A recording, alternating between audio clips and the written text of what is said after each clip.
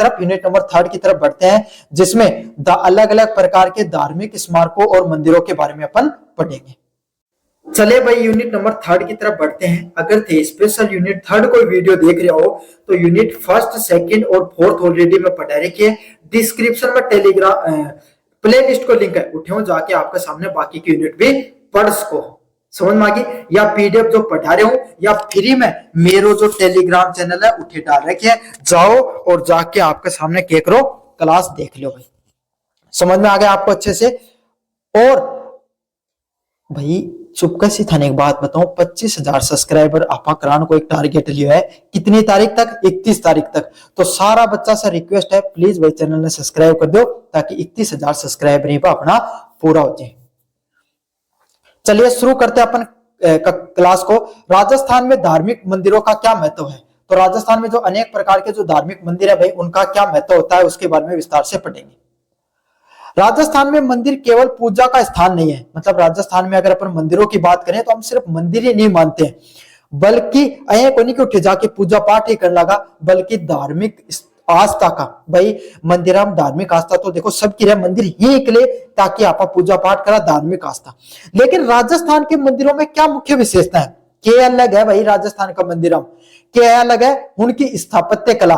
मतलब आपका सामने साधारण ढांचों को निर्माण कर दियो और उनको मंदिर ना ना ना ना। राजस्थान का जो मंदिर है उनकी जो निर्माण करे हुए वो बहुत ही अद्भुत कला से करे हुए है। उनकी मूर्ति कला और सांस्कृतिक जीवन का आपके सामने प्रमुख केंद्र है। मतलब उनके अंदर जो मूर्ति कला, मतलब अलग अलग प्रकार की मूर्तियां देखने को मिलती हैं। पत्थरों के ऊपर अलग अलग प्रकार की नक्काशियों को उकेरा गया है और सांस्कृतिक जीवन है वो भी उसके अंदर देखने को मिलता है। समझ में आ गया? बात करें इसमें उत्कृष्ट शिल्प कला देखने को मिलती है। उत्कृष्ट शिल्प कला मतलब बहुत ही अच्छी और अद्भुत कला की आपके सामने उसके अंदर शिल्प है, शिल्प कला की गई। शिल्प कला मतलब पत्थरों को काट काट के उसके अंदर क्या है, मूर्ति कला की गई है।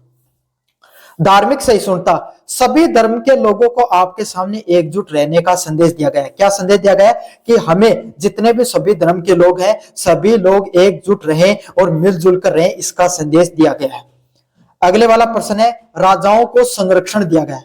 अनेक प्रकार के जो राजा है उनको क्या किया जाता था भाई? जब जो राजाओं पर विपदा आती थी तो गांव के लोग या आपके सामने जो राजा है वो मंदिरों के अंदर अपना संरक्षण लिया करते थे। क्यों? मंदिर पर दूसरा राजा ही बकदे आसानी से आक्रमण कौन कराया करता? हिंदू राजा तो कौन कराया करता? मुस्लिम आक्रमणताओं ने तो काफी बार आक्रमण कर दिए थे भाई। लेकिन जो हिंदू राजा है वो आपके सामने मंदिर पर आक्रमण कौन करता? इसलिए राजाओं ने संरक्षण के रूप में भी उपयोग में लिया है। ओसिया का मंदिर, ओसिया का मंदिर के आपके सामने इसका परिचय की बात करें। ओसिया जोधपुर के पास एक प्राचीन जैन एवं हिंदू मंदिर समूह है। मतलब ओसिया मंदिर कटे देखने मिली है भाई आपके सामने, जोधपुर के अंदर यह जगह देखने मिला है और उठे जैन और हिंदू आपके सामने मंदिर ही बहुत सारा मंदिर देखने मिले। कौन सा? जैन धर्म का और हिंदू धर्म का आपके सामने बहुत सा मंदिर बनाए गए कटे जोधपुर के अंदर, ओसिया के अंदर। इसे राजस्थान के खजुराहो के नाम से भी जाना जाता है। क्या नाम से जाना जाता है? राजस्थान के खजुराहो के नाम से भी किसको जाना जाता है? ओसिया का मंदिर है जो जोधपुर के अंदर, उसको जाना जाता है।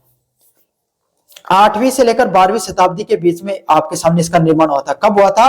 8वीं से लेकर 12वीं शताब्दी के अंदर इसका निर्माण हुआ था। अगले वाली है आपके सामने, नागर शैली का प्रयोग किया गया है। कौन सी शैली का प्रयोग किया गया? नागर शैली। अब देखो आपके सामने जो द्रविड़ शैली, नागर शैली और आपके सामने वेसर शैली, 3 प्रकार की शैलियां हुआ करती थी मंदिरों के निर्माण कला के। तो उत्तर भारत में जो आपके सामने जो शैली से जिस शैली से मंदिरों का निर्माण होता था वो नागर शैली के नाम से जाना जाता है। द्रविड़ का दक्षिण में और वेसर का जो उड़ीसा वाले क्षेत्र में जो होता था उसको वेसर शैली के नाम से जाना जाता है ना। तो ये ओसिया का जो जैन मंदिर है या हिंदू मंदिर है वो आपके सामने कौन सी शैली में बना है? नागर शैली में बना है। क्यों? उत्तर भारत में है तो नागर शैली में देखने को मिलता है। भगवान विष्णु, महावीर और सूर्य मंदिर इसमें देखने को मिलते हैं। किस किस का इसमें प्रतीक है? भगवान विष्णु की मूर्तियां हैं, भगवान महावीर की और सूर्य मंदिर इसका क्या है? प्रमुख विशेषताएं हैं, प्रमुख मंदिर इसके अंदर पाए जाते हैं। तो भगवान विष्णु का मंदिर, भगवान महावीर का और सूर्य मंदिर है वो तीनों के तीनों मंदिर इसकी प्रमुख विशेषताएं हैं। सुंदर मूर्तिकला, इसके अंदर जो मूर्तिकला की गई बहुत ही सुंदर और विशिष्ट आपके सामने मूर्तिकला देखने को मिलती है। क्या महत्व इसका? प्रारंभिक मंदिर स्थापत्य कला का उत्कृष्ट उदाहरण, मतलब शुरुआती दौर में आपके सामने जो मंदिरों का निर्माण किया गया, उस मंदिरों की जो कला है उसकी स्थापत्य कला का सबसे उत्कृष्ट उदाहरण, मतलब सबसे शानदार उदाहरण देखने को मिलता है।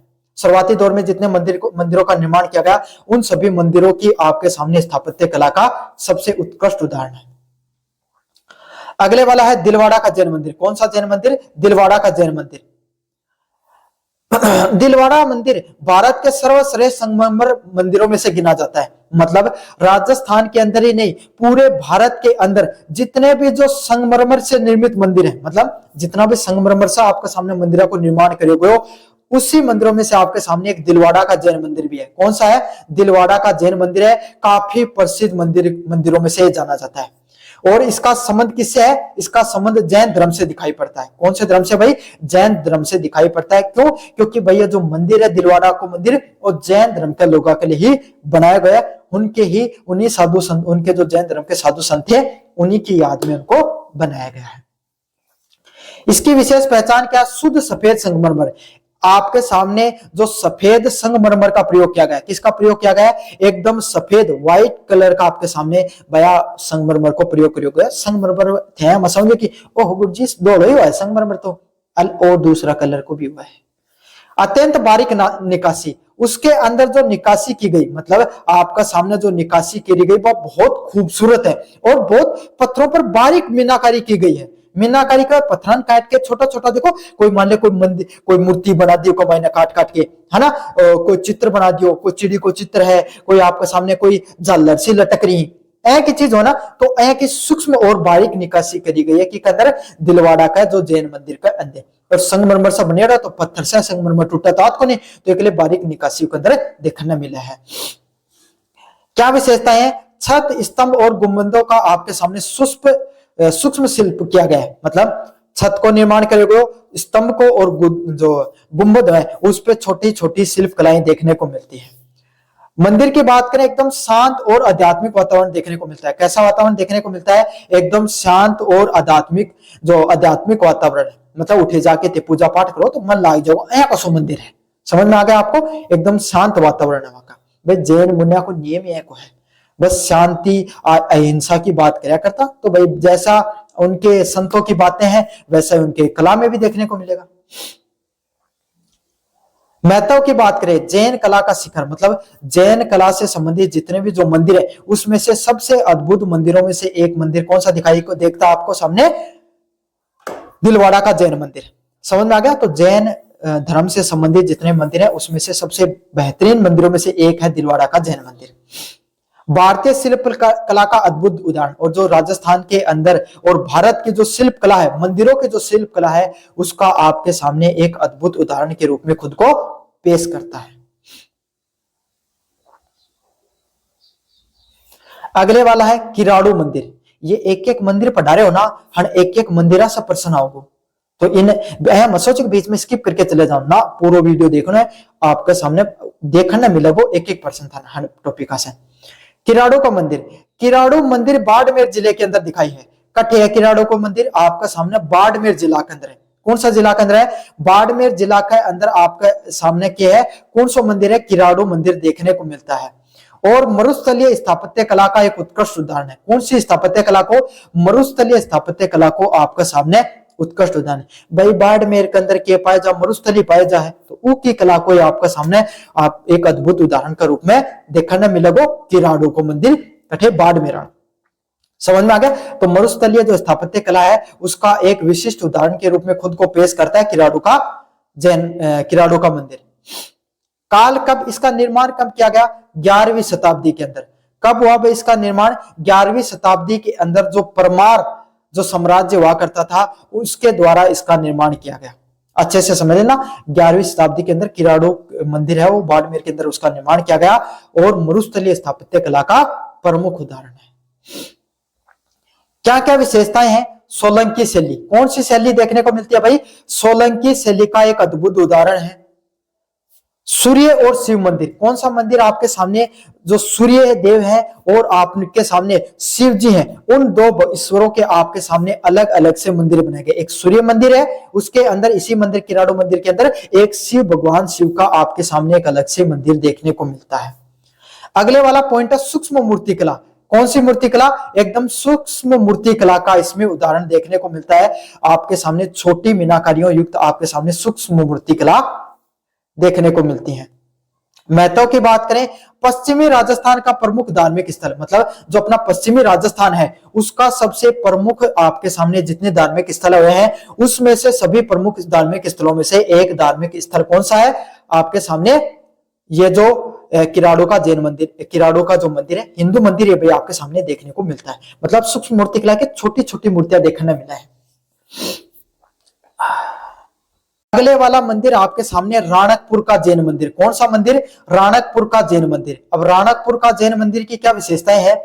राणकपुर जैन मंदिर राजस्थान की सबसे भव्य और विशाल जैन मंदिर है। मतलब रणकपुर या रणकपुर का जो जैन मंदिर है वो सबसे विशाल है और जैन मंदिर है। कौन सा मंदिर है? पहले तो ये समझो जैन मंदिर है और बहुत बड़ो है।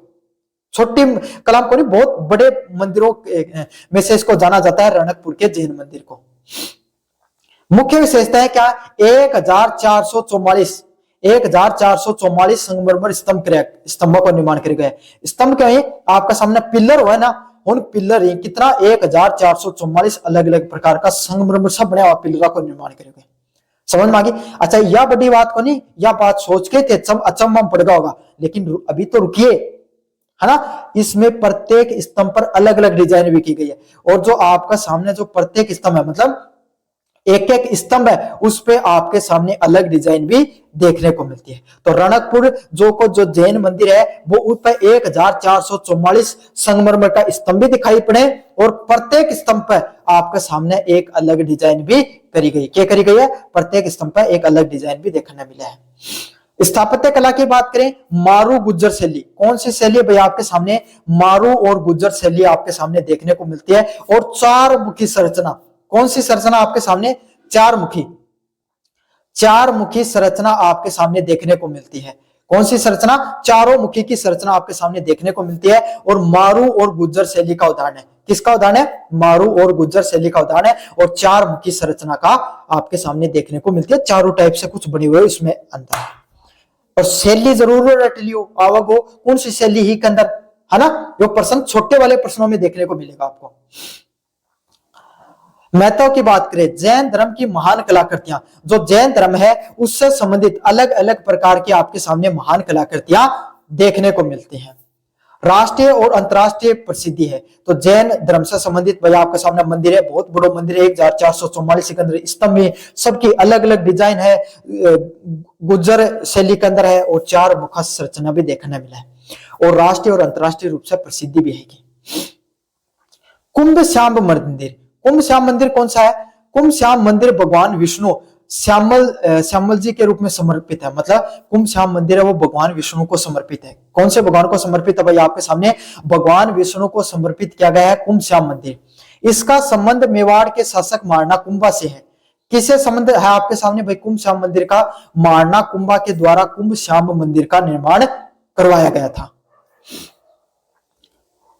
विशेषताओं की बात करें, धार्मिक आस्था का केंद्र, किसका केंद्र है? अलग अलग प्रकार की जो धार्मिक आस्थाएं हैं वो इसकी लोगों की इससे जुड़ी हुई है। क्यों? भगवान विष्णु हिंदू धर्म का मंदिर है, भगवान विष्णु जी का मंदिर है और आपके सामने बहुत ज्यादा प्रसिद्ध मंदिर है। राजस्थान पारंपरिक राजस्थानी शैली दिखाई पड़ती है। कौन सी शैली भाई? जो प्राचीन समय में राजस्थान में जो शैली थी वो शैली का आपके सामने परिचय देता है। क्षेत्रीय धार्मिक पहचान, इसकी अपने आप में एक धार्मिक पहचान है। शासकीय संरक्षण का उदाहरण, किसका उदाहरण है भाई? आपके सामने जो अलग अलग प्रकार के जो राजाएं हुआ करते थे उनको भी इस मंदिर ने संरक्षण देने का काम किया। क्या क्या? जब भी कोई राजा पे विपदा आती थी तो इसके अंदर आकर अपना संरक्षण ले लेते थे। तो अलग अलग प्रकार के राजाओं को संरक्षण भी दिया करता था भाई आपके सामने ये मंदिर। अब मंदिर के स्थापत्य की विशेषताओं की बात करें, राजस्थान के अंदर जितने भी मंदिर हुए हैं ये नागर और मारू गुज्जर शैली के अंदर है। कौन सी शैली के अंदर है? नागर शैली है या मारू या गुज्जर शैली के अंदर है। समझ में आ गया। नागर शैली मैंने बता दी, पूरे भारत के अंदर, उत्तरी भारत के अंदर जो मंदिरों की स्थापत्य कला हुआ करती थी उसको नागर शैली के नाम से जाना जाता है। और राजस्थान की मारू और गुज्जर शैली है, उसमें इसका निर्माण किया गया है। अनेक प्रकार के देवी देवताओं की मूर्तियां भी देखने को मिलती है भाई, अनेक प्रकार के देवी देवता हैं। विष्णु जी को मंदिर है, कठे जैन धर्म को मंदिर है, कठे आपके सामने शिव जी को मंदिर है, कठे सूर्य को मंदिर है, ये देखने मिले। अब छोटा छोटा पॉइंट था ना, लिख क्या नहीं। खंभों और छतों पर निकासी देखने को मिलती है। क्या देखने को मिलती है? अनेक प्रकार के जो खंभे हैं और जो छतें होती हैं आपके सामने, उसकी आपके ऊपर उनकी आपके सामने उन पर निकासी देखने को मिलती है। धार्मिक कथाओं का चित्रण, अनेक प्रकार की जो धार्मिक कथाएं हैं वो उनका भी आपके सामने कहीं ना कहीं समन्वय देखने को मिलता है, उनका भी कहीं ना कहीं चित्रण देखने को मिलता है। समझ में आ गई थारा अच्छे से या को नहीं आई? एक बार मैंने कमेंट बॉक्स में जरूर से बताओ। कैसा लग रहा है वीडियो आपको जरूर से बताना मुझे डिस्क्रिप्शन में। चलिए यूनिट नंबर 4 की बात करें, जिसमें जल संरचनाएं एवं बांध स्थापत्य कला है। Water and dam architecture of Rajasthan की बात करें। किसकी? Water and dam architecture of Rajasthan की बात करें कि राजस्थान के अंदर कैसी कैसी जल संरचनाएं देखने को मिलती थी और बांध स्थापत्य कला कैसे देखने को मिलती थी। मतलब कहीं की बांध स्थापत्य कला की और कहीं की जल संरचना देखने को मिलती थी, उसका बारे में आपको पढ़ाएगा। पहला, राजस्थान में जल संरचना का महत्व। राजस्थान एक अर्ध शुष्क व शुष्क प्रदेश है। राजस्थान का प्रदेश है भाई, जठे आपका सामने ज्यादा बारिश को नहीं हुआ, शुष्क प्रदेश है जहां जल हमेशा से ही बहुमूल्य रहा। राजस्थान की बात करा तो उठे हमेशा से ही थाने भी मेरा पानी को बहुत महत्व है ना। इसी कारण से यहाँ कुएं, बावड़ियां, जोहड़ और बांधों का विकास हुआ। इसी कारण क्या हुआ, यहाँ पर अनेक प्रकार की भाई पानी ने बचाने के लिए जल संरक्षण की अनेक प्रकार की तकनीकें आपके सामने देखने को मिलती हैं। जब पहले का टाइम में कुओं, बावड़ी, जोड़ और बांध है, वह अपने पुराने टाइम से, दादा परदादा का टाइम से या सबको जल संरक्षण ने या वर्षा को जल बचाने की कला देखने मिला करती है। ये जल संरचनाएं केवल उपयोगी नहीं बल्कि स्थापत्य कला का भी उत्कृष्ट उदाहरण है। मतलब ये जितनी जल संरचनाओं की जो आपके सामने मैं बता रहा हूं, ये आप सिर्फ जल बचाने के लिए इनका जब निर्माण किया गया ना, तो इनको उद्देश्य ये कौन था कि सिर्फ पानी बचे, बल्कि उनका पर अलग अलग प्रकार की मीनाकारी और कलाकारी भी की गई। तो उनका स्थापत्य कला का भी एक उत्कृष्ट उदाहरण के रूप में देखने को मिलता है। जैसे राजस्थान की कुएं और बावड़ियां, तो एक आध चित्र भी ऐड करिए, देख लो आपने। ऐसा क्यों है करती बावड़ी, ऊपर से सीढ़ी बना करती है, नीचे तक जाया करती। समझ में आ गया? ये देख लो कितना, ये तो काफी अच्छा आपके सामने उदाहरण है। ये देख लो, ऐसे पानी सीढ़ियां नुमा होती थी और नीचे की तरफ पानियां देखने को मिलती थी। देख लो भाई, है ना। तो कोशिश करिए चित्र वगैरह भी आपके सामने ऐड कर सकूं। बाकी पीडीएफ बड़ी बड़ी हो जाता था, दिक्कत हो जाता ना, मैं कौन ऐड करूं कई बार। पहला पॉइंट है झुंझुनू के कुएं। झुंझुनू, अब थे मैं सोचो कि झुंझुनू वाला क्योंकि ज्यादा ही बढ़ाई हो रही है, बढ़ाई को नहीं हो रही भाई, सिलेबस में है झुंझुनू। समझ में आ गया? तो झुंझुनू और शेखावाटी क्षेत्र के अपने गहरे व मजबूत कुओं के लिए प्रसिद्ध है। तो देखा होगा आज का टाइम में तो ट्यूबवेल होगा, और ट्यूबवेल से पहले गोल्ड कलर का कुआ कराया करता है ना।